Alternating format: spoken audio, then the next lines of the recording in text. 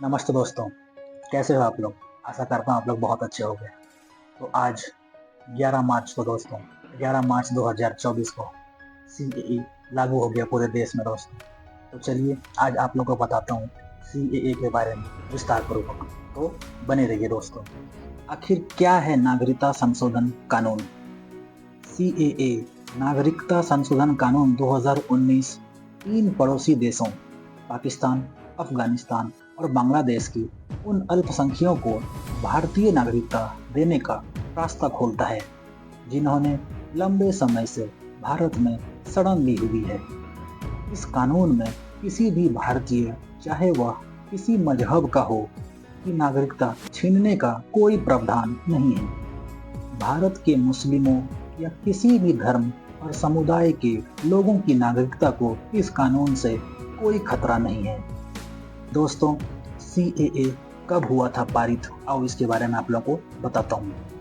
CAA को भारतीय संसद में 11 दिसंबर 2019 को पारित किया गया था, जिसमें 125 वोट इसके पक्ष में पड़े थे और 105 वोट इसके खिलाफ थे। राष्ट्रपति द्वारा इस विधेयक को 12 दिसंबर को मंजूरी भी दे दी गई थी। नागरिकता संशोधन कानून यानी सिटीजनशिप अमेंडमेंट एक्ट, ये संसद में पास होने वाले से पहले सीएबी यानी सिटीजनशिप अमेंडमेंट बिल था।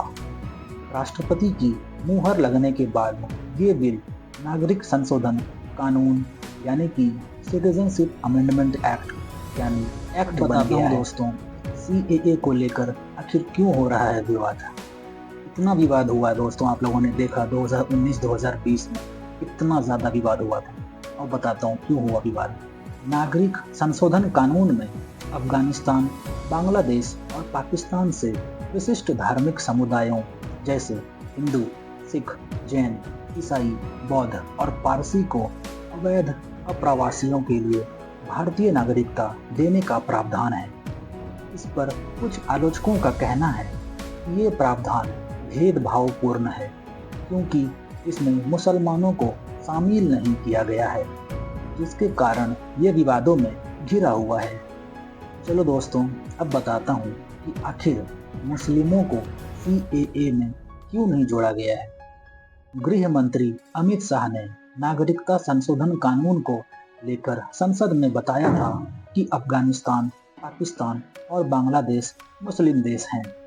वहाँ धर्म के नाम पर बहुसंख्यक मुस्लिमों का उत्पीड़न नहीं होता है, जबकि इन देशों में हिंदुओं समेत अन्य समुदाय के लोगों को धर्म के आधार पर प्रताड़ित किया जाता है। इसलिए इन देशों के मुस्लिमों को नागरिकता कानून में शामिल नहीं किया गया है। हालांकि इसके बाद भी वह नागरिकता के लिए आवेदन कर सकते हैं, जिस पर सरकार विचार कर फैसला लेगी। अब बताता हूँ दोस्तों, आखिर ये सीएए की नागरिकता किसे मिलेगी। सीएए लागू होने के बाद नागरिकता देने का अधिकार पूरी तरह से केंद्र सरकार के पास होगा। पाकिस्तान, बांग्लादेश और अफगानिस्तान से आए हिंदू, सिख, बौद्ध, जैन, ईसाई और पारसी धर्म से जुड़े शरणार्थियों को भारतीय नागरिकता दे दी जाएगी। बता दें कि जो लोग 31 दिसंबर 2014 से पहले भारत में आकर बस गए थे, उन्हें ही नागरिकता मिलेगी। इस कानून के तहत उन लोगों को अवैध प्रवासी माना गया है जो भारत में वैध यात्रा दस्तावेज, पासपोर्ट और वीज़ा के बगैर घुस आए हैं, या फिर वैध दस्तावेज के साथ तो भारत में आए हैं लेकिन तय अवधि से ज़्यादा समय तक यहाँ रुक गए हों। दोस्तों, आज सरकार ने जब इसे लागू किया तो उन्होंने बताया कि किस तरह से आप इसमें आवेदन कर सकते हैं। तो उन्होंने एक नोटिफिकेशन जारी किया है। चलिए मैं आपको उसके बारे में बताता हूँ। नागरिकता पाने की पूरी प्रक्रिया ऑनलाइन ही रखी गई है, जिसे लेकर एक ऑनलाइन पोर्टल भी तैयार किया जा चुका है। नागरिकता पाने के लिए आवेदकों को अपना वह साल बताना होगा जब उन्होंने बिना किसी दस्तावेज के भारत में प्रवेश किया था। आवेदक से किसी तरह का कोई दस्तावेज नहीं मांगा जाएगा। नागरिकता से जुड़े जितने भी मामले लंबित उन सबको ऑनलाइन ट्रांसफर कर दिया जाएगा। पात्र विस्थापितों के सिर्फ ऑनलाइन पोर्टल पर जाकर अपना आवेदन करना होगा, जिसके बाद गृह मंत्रालय आवेदन की जांच करेगा और आवेदक को नागरिकता जारी कर दी जाएगी। अब जब आप लोगों ने उस आवेदन पर अपना नामांकन कर दिया, मतलब कि अगर आपने उस नोटिफिकेशन के द्वारा अपना दस्तावेज पूरा कर दिया, तो अब आपको क्या क्या परिणाम मिलेंगे, क्या क्या लाभ मिलेंगे, चलिए दोस्तों अब उसके बारे में आप लोग को विस्तार पूर्वक बताता हूँ।